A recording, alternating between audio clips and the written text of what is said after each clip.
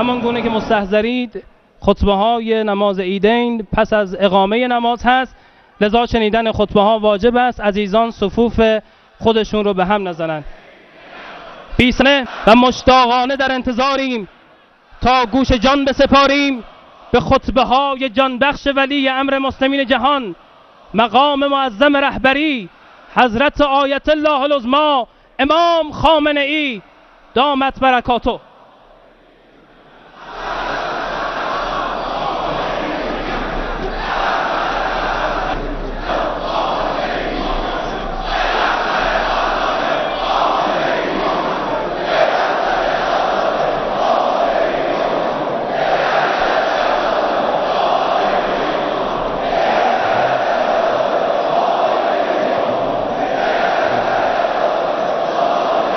بفرمایید.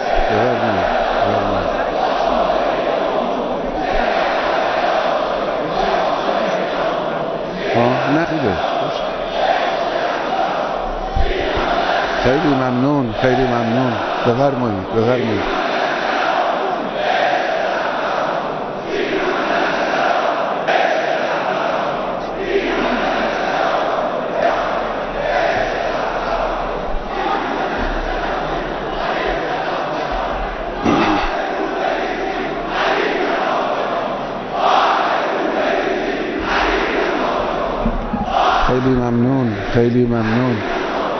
خیلی متشکر. بفرمایید. السلام علیکم و رحمت الله. بسم الله الرحمن الرحیم.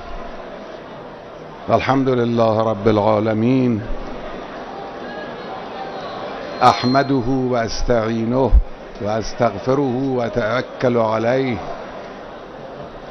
و اصلی و اسلم علی حبیبه و نجیبه و خیره فی خلقه رسالاته بشیر رحمته و نذیر نقمته سیدنا و نبینا ابی القاسم المصطفى محمد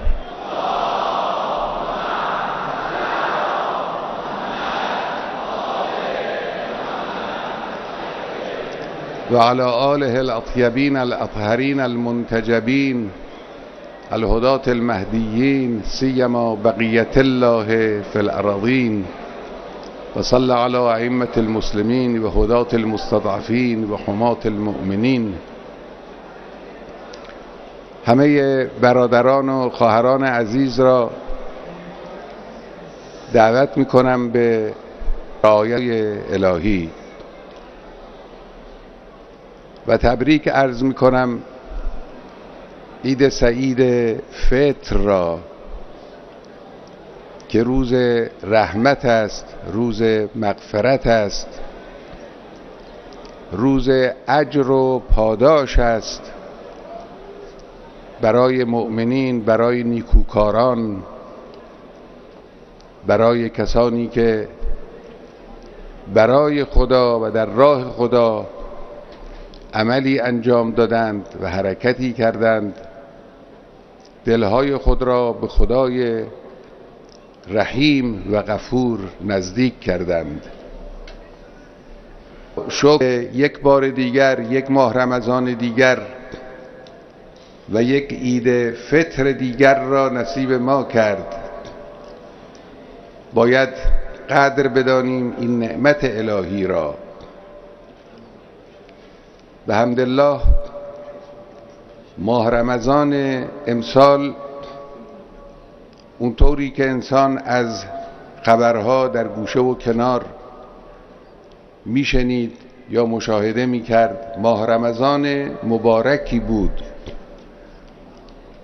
دلها متوجه خدا، متوجه حقیقت و معنویت،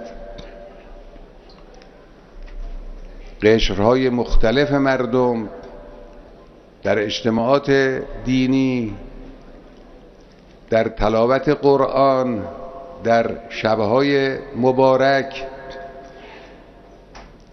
و پرخیر و برکت قدر با توسل خود، با دعای خود فضای معنوی مؤثر و ماندگاری را در کشور به وجود آوردند. باید مغتنم شمرد و بر توفیق آن خدای متعال را سپاسگزاری کرد. همچنین مردم در یک بعد دیگر قضیه که نگاه به اسلامی است، از خود حرکت نمایان و درخشانی را نشان دادند و آن حرکت روز قدس بود. یادگار بزرگ امام را گرامی داشتند، از ملت مظلوم فلسطین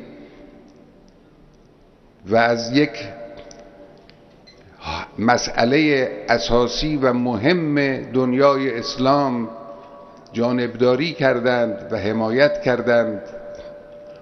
در هوای گرم با دهان روزه حضور پیدا کردند در راهپیمایی که جای سپاسگزاری ایران سپاسگزاری می‌کنیم به خاطر این حرکت بجا و به موقع که بلا شک تأثیرات بزرگی در دنیای اسلام خواهد داشت ان شاء الله. امسال ملت‌های دیگر هم با ملت ایران بیش از سالهای قبل هماهنگی و هم آوایی داشتند. در برخی از کشورها که تسلط و سیطره بازماندگان رژیم‌های طاغوتی مانع می‌شد خود را در مورد فلسطین بروز بدهند، امسال به حمدالله مردم توانستند در آن کشورها هم وارد میدان بشوند و این جریانی است که ان شاء الله ادامه خواهد داشت. باید از خدای متعال بخواهیم که عبادات مردم عزیز را در این ماه با قبول خود و لطف ویژه و خاص خود ارزش و اعتبار ببخشد. همچنانی که در دعای صحیفه سجادیه است، یا من یجتبی ستیر ما یعمل له، این دعایی است که امام سجاد علیه السلام در مثل امروزی در روز عید فطر این دعا رو می‌خواندند و تعلیم دادند که بخوانند: یا من یدنو الی من دنا منه و یا من یدعو الی نفسه من ادبر عنه. یک گام به سمت خدا بردارید، خدای متعال شما را به خود نزدیک می‌کند. اون کسانی که پشت کرده اند به حقیقت، به معنویت، به خدا و به دین، خدای متعال فتح و رحمت اونها را دعوت می‌کند و فرا می‌خواند. این لطف و رحمت الهی است. جوانهای عزیزمون نورانیت‌هایی رو که در این ماه به دست آوردند ان شاء الله برای خود حفظ کنند. این ذخیره رو برای تمام طول عمر ولااقل برای این یک سال تا عید فطر آینده و تا ماه رمضان آینده برای خود نگه دارند. انس با قرآن را، توجه به خدا را، ذکر را، حضور در صحنه هایی که خدای متعال بندگانش صحنه ها حضور پیدا کنند، چه صحنه های مربوط به درون خود ما، چه اونچه که مربوط به گستره دنیای اسلام و جامعه ماست و امت اسلامی است، این رو برای خود نگه داریم، حفظ کنیم و خدای متعال هم برکت خواهد داد. پروردگارا رحمت و برکت خود را بر این ملت و بر همه امت مسلمان نازل بفرما. پروردگارا این ملت عزیز را و همچنین امت اسلامی را بر دشمنانشون پیروز کن. پروردگارا این رابطه معنویت را، روحانیت حقیقی را پروردگارا روز به روز بیشتر بفرما. بسم الله الرحمن الرحیم. قل هو الله احد الله الصمد لم یلد ولم یولد ولم یکن له کفوا احد.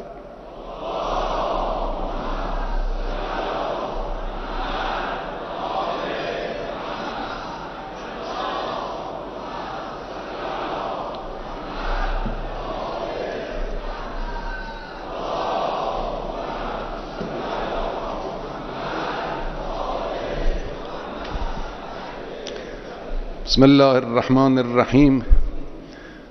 الحمد لله رب الصلاة والسلام على سیدنا و نبینا محمد و آله الطاهرین.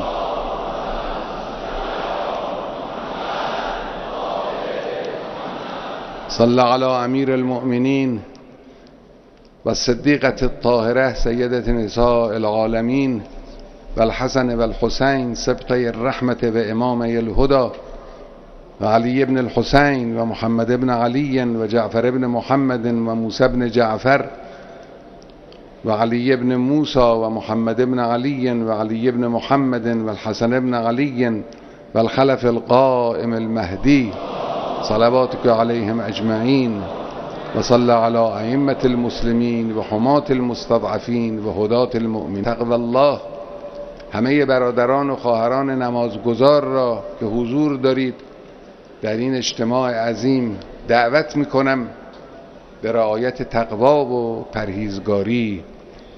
اونچه که در این خطبه عرض میکنم یکی دو مسئله مربوط به کشور خودمون و جامعه خودمون یا مربوط به امت اسلامی است.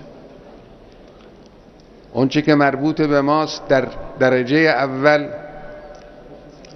حادثه تلخ و مصیبتبار زلزله است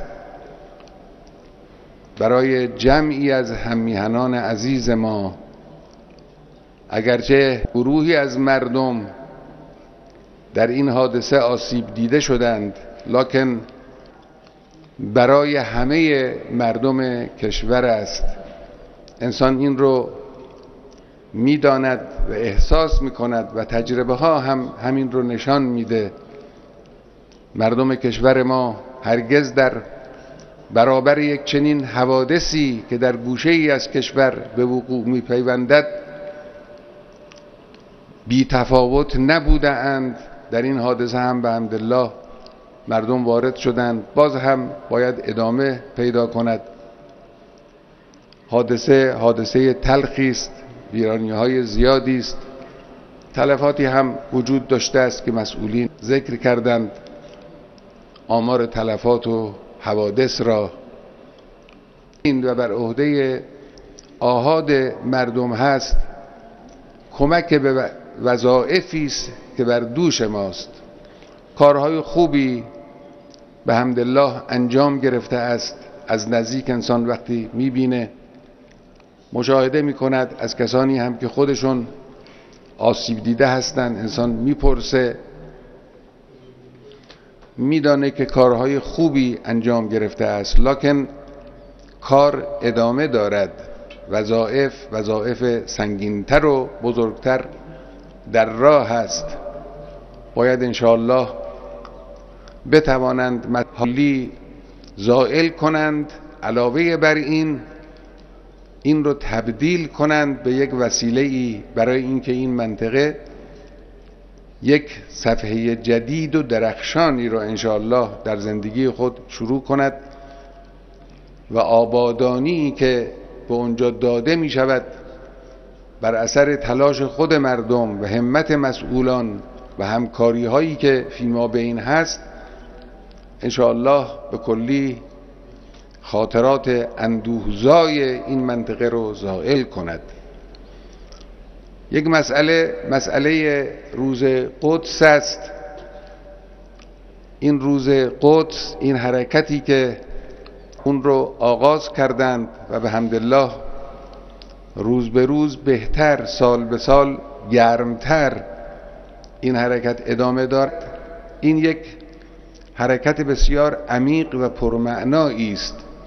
این فقط یک راهپیمایی نیست، خونی است که در رگ‌های امت اسلامی در این روز می‌دود. علی رغم کسانی که می‌خواهند مسئله فلسطین و ملت فلسطین به دست فراموشی سپرده بشود، این مسئله رو روز به روز زنده تر می‌کند و همینجور خواهد بود. وظایف سنگینی بر دوش مسئولان کشورهای اسلامی است که امیدواریم خدا هدایت کند به اونچه که وظیفه اونهاست و کمک کند که بتوانند این وظایف را انجام بدهند. اسلام در این برهه از زمان مسائل بی‌نظیری است.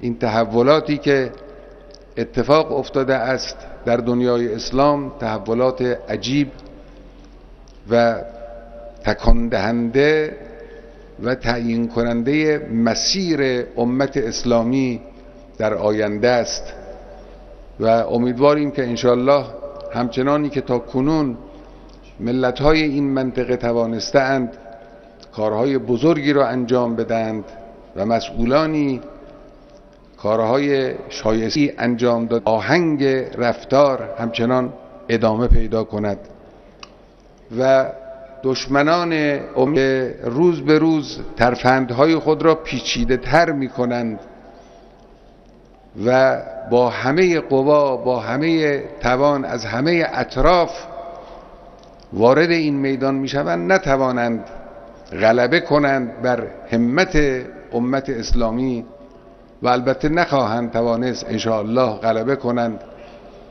روزگار تازه‌ای آغاز شده است، وضع جدیدی در دنیای اسلام به وجود آمده و این وضع بر روی زندگی همه ملت‌های جهان به تدریج اثر خواهد گذاشت. صبح دولتت بدمد انشاءالله و سعی کنیم در تحلیل هامون در شناخت اشتباه نشیم. بدانیم که آمریکا، صهیونیسم دشمنان امت اسلامی اند، سردمداران رژیم های جبار دشمنان امت اسلامی اند. اگر دیدیم در یک جای اونها در یک جهت قرار گرفتند، بدانیم که اون جهت باطلی است، جهت غلطی است. دچار خطای در تحلیل نشیم. اونها هرگز دل برای ملت‌های مسلمان نمی سوزانند، هر چه بتوانند تخریب میکنند. و همین حالا همین جنجال هایی که اونها در واقع به راه میاندازند، اگرچه گاه از زبان بعض مذهبی، اختلافات قومی، اختلافات نژادی و زبانی اینها رو عمده میکنند، در حالی که در اسلام اینها نیست.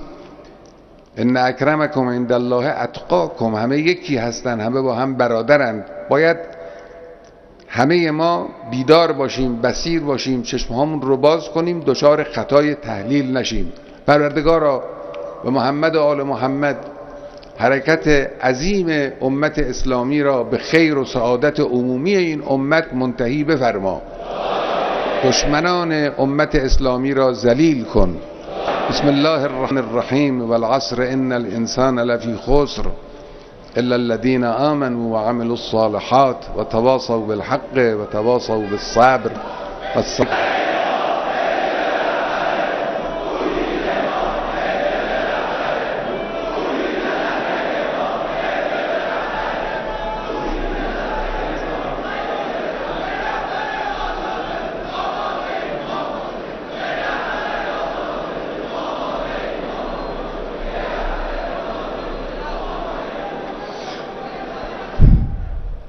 تشکر و سپاس از حضور شکوهمند شما خوبان و سروران.